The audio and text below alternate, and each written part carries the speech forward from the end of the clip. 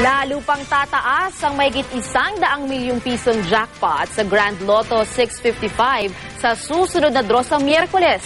Wala kasing nakakuha ng winning number combination sa draw ngayong gabi. Saksi si Chino Gaston. Mula sa kanyang trabaho, diretso na si Fer Conde sa Suking Lotto Outlet dito sa Muñoz, Quezon City. Nagbabaka sakaling matamaan ng mahigit 110 million peso jackpot sa Grand Lotto ngayong gabi. Sa mahigit isang dekada na niyang pagtaya sa Lotto, 2 beses na rin siyang pinalad na manalo ng 20,000 pesos. Pero ang inaasam-asam na jackpot, tila mailap para sa kanya. Mahirap ang buhay natin yan. Kailangan kumita. Si Bonnie de la Cruz, hindi pa nananalo sa Lotto, pero try and try pa rin daw. Kayo ba nanalo na rin kahit nakaka-onting halaga? Pero sige pa rin kayo? Oo. Anong umaasa rin kayo? Umaasa rin, baka sakali lang. Si Rochelle Peralta naman, sakaling pala rin, tiyak na raw ang kinabukasan ng ipinagbubuntis na anak.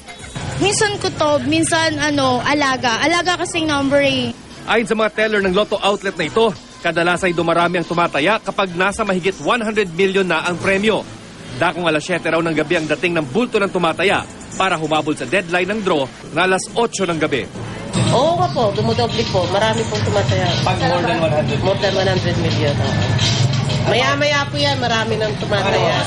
Sa draw ngayong gabi, walang nakakuha ng winning combination na 29, 1, 33, 5, 37 at 50. Dahil dito asahan na raw ang pagdagsa ng mga tataya, lalo't lalaki pa ang jackpot sa susunod na draw ngayong Miyerkules. Ako si Chino Gaston, ang inyong saksi.